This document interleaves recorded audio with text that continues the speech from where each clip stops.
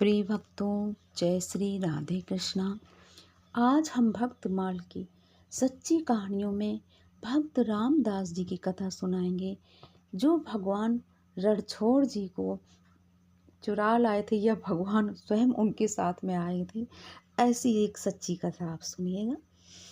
भक्त रामदास द्वारका से 7 कोस की दूरी पर डाकोर नामक गांव में रहते थे।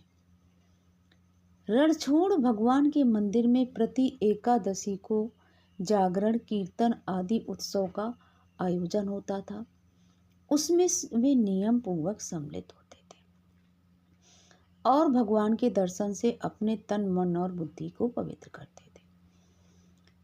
भगवान रणछोड़ ने एक बार इनके सामने प्रत्यक्ष प्रकट होकर कहा, भाई, अब तुम वृद्ध हो गए हो, तुम 7 कोस आने जाने में जो कष्ट होता है तुमको, वह मेरे लिए असह्य है। भक्त रामदास तो भगवान की रूप माधुरी, जब भगवान ने दर्शन दिए तो इतने तल्लीन हो गए, उन्हें बाह्य ज्ञान कुछ था ही नहीं। आने जाने के प्रश्न ने उनके मस्तिष्क को कुछ चिंतित किया ही नहीं।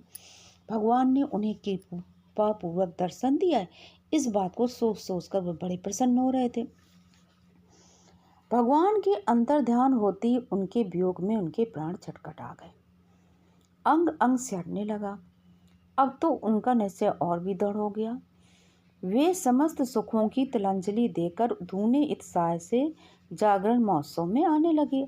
अब बड़े प्रसन्न हुए कि भगवान रणछोड़ ने, भगवान कृष्ण ने मुझे दर्शन दिए, और बड़े उनके अंदर प्रेम प्रसन्नता का भाव आया। अब वह किसी भी मूल पर जागरण का आनंद छोड़ने के लिए अपने आप को समर्थ ना पा सके। भगवान जो होते हैं वो भक्तों का प्रेम देखते हैं, लेकिन उन्हें भक्तों की चिंता बहुत होती है। अब उन्होंने भगवान से भक्त रामदास का एकादशी जागरण में आना और ना सहा गया।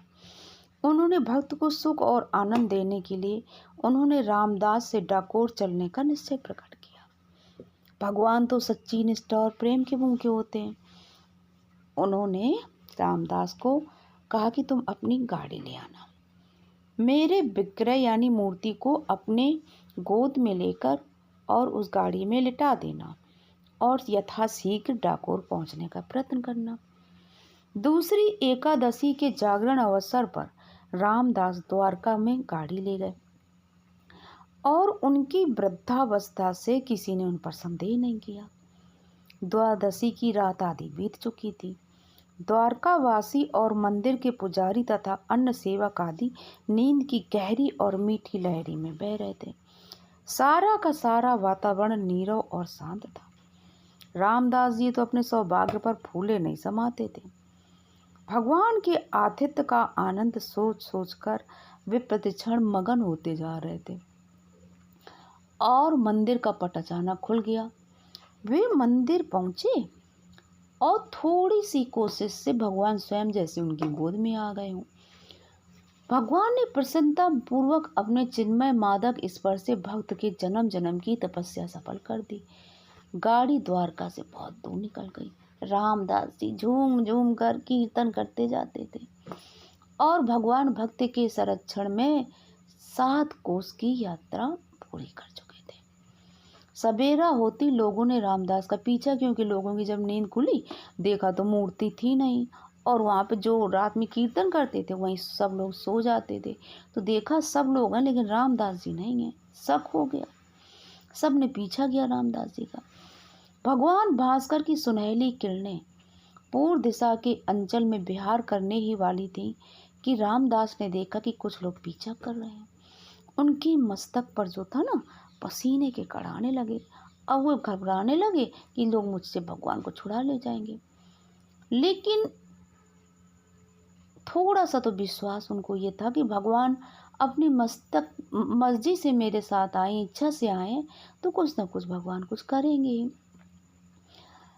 कभी प्रभु श्री विग्रह प्रेम की दृष्टि से देख लेते तो कभी गाड़ी को तेजी से आगे बढ़ा देते। उन्हें पूरा विश्वास था जो भी प्रभु करेंगे उसी में मेरा परम कल्याण है। पीछा करने वाले थोड़ी दूर रह गए थे, पर भक्त ने भगवान को जगाना उचित नहीं समझा। उन्हें लगा भगवान चादर ओढ़े, अपना पीताम्बर ओढ़े आराम से सो रहे। उन्होंने सोचा कि पीछा करने वाले मुझको भगवान को छीन लेंगे और प्रभु का सुख लेते लेते द्वारका मंदिर में प्रवेश करेंगे, यही सोचा। लेकिन उन्होंने भगवान को जगाना उचित नहीं समझा। पर भगवान की लीला शक्ति तो जाग रही थी। भक्त भयहारी रास बिहारी ने कहा, तुम मुझे सामने बावली है उसके अंदर छिपा दो। जब पीछा करने वाले चले जाएं तब गाड़ी में रखकर तुम मुझे टाकोर ले चलना। रामदास ने उनकी आज्ञा का पालन किया। पीछा करने वाले पुजारी आदि आ पहुंचे। अब बिना पूछताछ किए उन्होंने रामदास को मारना शुरू किया।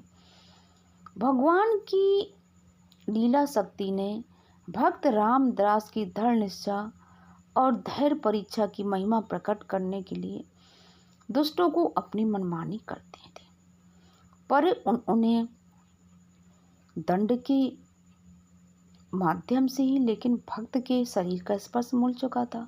अतः उनका विवेक जागा। उनका भैया हम लोग तो सीधे रामदास को मारने लगे, पहले गाड़ी में तो देखो है कि नहीं।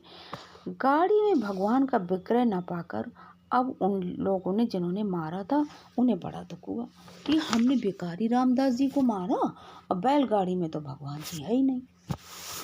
अब अचानक सामने उनकी नजर गई तो उन्होंने देखा कि जो बावली है, जब उसमें पानी है, वो बावली का एकदम किसी से खून से लाल लाल हो रहा है। अब सत्संग का प्रभाव भी था। भगवान की लीला शक्ति ने काम किया। वे लोग प्रभु का विग्रह बावली से बाहर निकालकर अपने किए पर पछताने लगे और रामदास के चरणों में, भगवान के चरणों में गिरकर क्षमा मांगने लगे। भगवान ने दर्शन दिया। भक्त रामदास प्रभु के घायल शरीर को देखकर कांप उठे और सोचने लगे, मेरे कारण भगवान को इतना कष्ट सहना पड़ा। यानी कि भगवान ने अपनी भक्त रामदास की सारी मार अपने शरीर में ले ली थी। उनका हृदय हाहाकार कर उठा। फिर भगवान ने इनसे कहा जो पीछा कर रहे थे, मेरा भक्त मुझे मेरी आज्ञा से ले जा रहा है। अब मैं तुम्हारे साथ नहीं रहना चाहता, तुम्हारे संपर्क में नहीं रहना चाहता। तुम लोग मेरी दूसरी प्रतिमा जो अमुक स्थान पर है मंदिर में स्थापित कर भक्ति और प्रेम से अपना अंतःकरण पवित्र करो। इस महान अपराध का यही प्रायश्चित है। भगवान ने रामदास को आज्ञा दी कि मेरे तौल के बराबर उन्हें सोना दे दिया जाए। अब भक्त को अपनी दरिद्रता और असमर्थता पर कांप उठे। अब रामदास जी सोचे, मेरे पास तो इतना सोना है नहीं, भगवान की मूर्ति तो बहुत भारी। फिर एक तराजू मंगाया गया, उसमें भगवान रणछोड़ की मूर्ति रखी गई और दूसरी तरफ रामदास जी की पत्नी के कान की बाली रखी गई। जिसमें पत्नी के कान की बाली थी वो पलड़ा भारी हो गया और भगवान रणछोड़ जी की मूर्ति जो इतनी भारी थी वो बाली की तुलना में हल्की हो गई। यानी कि बाली वाला पल्ला नीचे हो गया और भगवान की मूर्ति का पल्ला ऊपर हो गया। अब तो जो अभक्त पुजारी थे दुष्ट अपना समूह लेकर 9 2 11 हो गए। भगवान ने अपने भक्त की इज्जत रख ली। भगवान रणछोड़ उसी दिन से आयुध छत की नाम उपाधि से विभूषित हुए।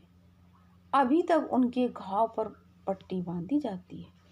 भक्तवर रामदास की भक्ति का महिमा का बखान तो भगवान रणछोड़ की लीला शक्ति ही कर सकती है।